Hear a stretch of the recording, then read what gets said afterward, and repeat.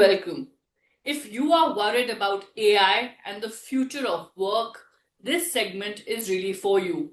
As artificial intelligence is reshaping how people across sectors are working today, the big question really is, can skilling efforts keep pace with technology altogether?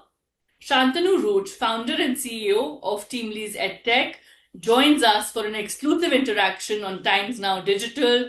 Shantanu, thank you for your time. I'd like to begin by asking you, this of course is your exclusive to Times Now Digital on your latest report, which is titled From Projects to Pipelines, the Shift from Short-Term Skilling to Work-Linked Employability. But Shantanu, can skilling really keep pace with the pace of AI now across sectors? Thank you so much, Shakshi, for having me here. I think the world of AI has started changing many different perspectives for all of us. And in my opinion, this change that we are all seeing is just not a passing shower, it's climate change. It's happening the world is not going to come back to a pre-AI era ever. So the world is changing forever. And in this world, I think everything, including skilling, needs to be reimagined, redefined. I think the older models of skilling, where a lot of students learned a lot of skills inside physical classroom confines, needs reimagination in the world of AI.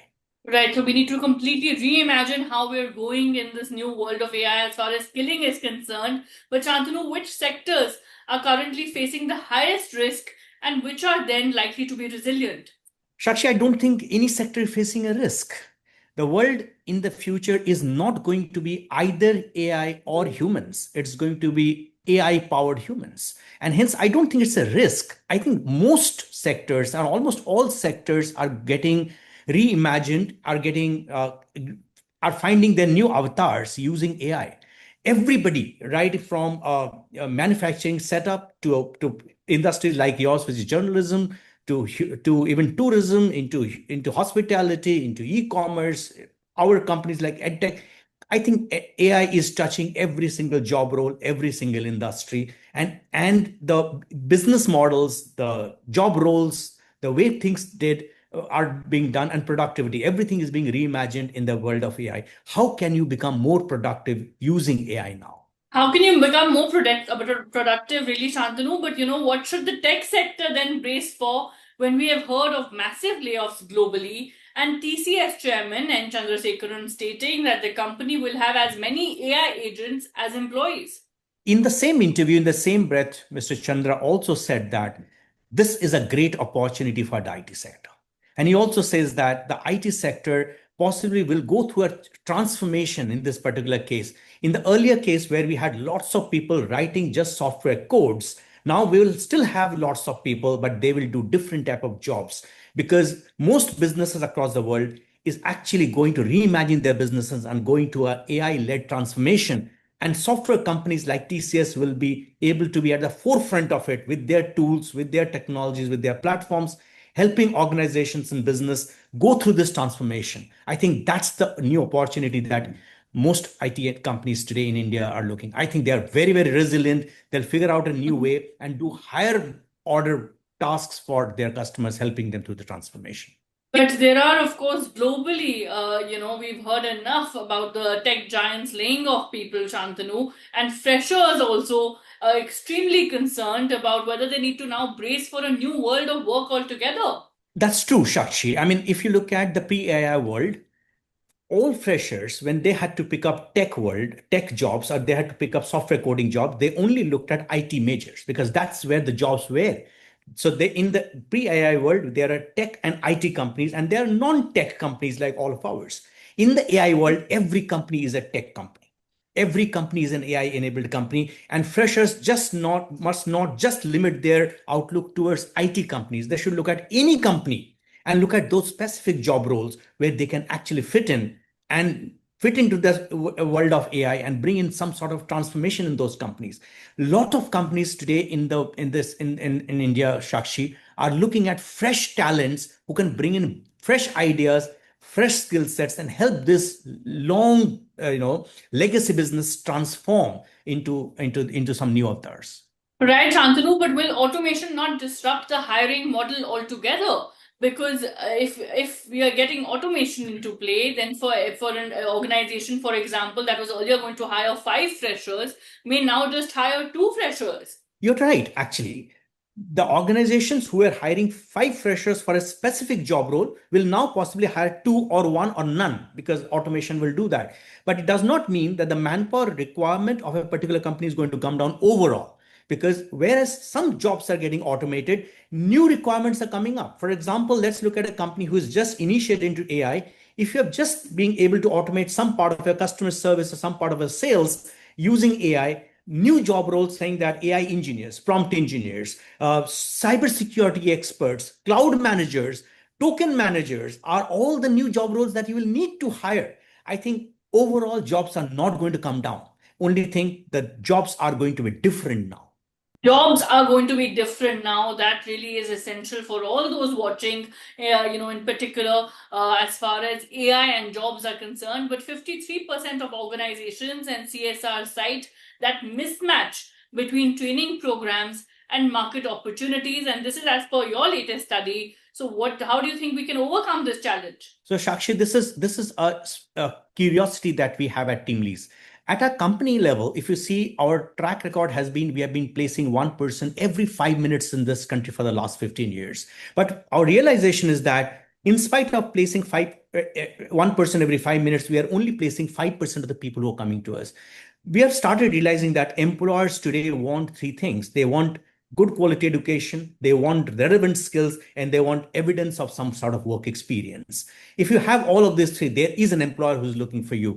And hence, we wanted to look at the world of CSR, where there's a lot of money getting into skilling projects and skilling initiatives to bring transformation and livelihood changes. But unfortunately, we are seeing that only 35% of the kids who are passing out from those skilling programs are actually getting employed. Where is the challenge? Where there are financiers who are financing skilling programs, but kids are not getting into placements. We wanted to figure out what is the gap in that particular case. And hence, this report speaks about what needs to change in the world of skilling if we want to make sure that everybody who's skilled finds an employer for themselves. Right. So, what really does need to change in the world of skilling, because the pace at which these jobs now come into play should be a lot higher, don't you think? Two things. One is that I think the definition for all of us must shift from jobs to careers. Jobs are short term. Jobs are something that just happens at the exit point of your skilling program, and that's it. I think in the world of AI, we need to look at resilience, and hence we need to look at careers. Careers will need two different things, and skilling programs will need to go through two different changes. One, we will need to make sure that the skilling program are just not teaching one single skill over a very short duration of time. We need to ensure, we need to imagine the right duration and slightly longish format of training where we train the kids not only in hard skills, but also soft skills and resilient skills. That's number one. Number two, no format of skilling can happen inside a physical confines of a single classroom. It's important the kids to face the real world and do some sort of learning at the real workplace, and hence work linked skilling, internship linked skilling, or apprenticeship linked skilling, where the kid is co-parented by the trainer and the industry together, is the right model for to make sure that the kids actually understand what's happening in the real world and can become ready for the new job roles that employers have to offer. Right, real world skilling, soft skills, also the need of the hour, as you try and explain at the moment. Your latest study also shows that 75% of corporates are shifting CSR investments towards skilling programs. What kind of skilling programs are these as per your study? And just how quickly is this going to translate into job opportunities? So, Shakshi, most CSR leaders that we spoke to close to about 1,000 odd CSR leaders across India, across industries. And we realized that they are also concerned from the fact that in spite of putting crores of money to skilling initiatives, they are not leading to the right outcome, which is employment and employment resilience. Because they want to ensure that at the end of training program, they are being able to get the kids to jobs, and the kid remains in the jobs for at least 6 months time. That's where the little social ROI comes in. That's a challenge that they're facing, and hence they're open to new ideas. And when we spoke to them, they also believe that a single format of training, which is either inside a physical classroom or just online, is not working. We need to blend some sort of a on the job learning experience which not only gives learning by doing to the student, but also gives him some sort of stipend which takes care of earning while learning. Both these things put together makes this training programs more relevant and more better, and it leads to better outcomes. I think that change is something going to come. And in the current financial year, many different CSR leaders says that they would like to migrate their training programs to some sort of a work linked training program where the kids will spend some time with employers at the workplace, at the shop floor.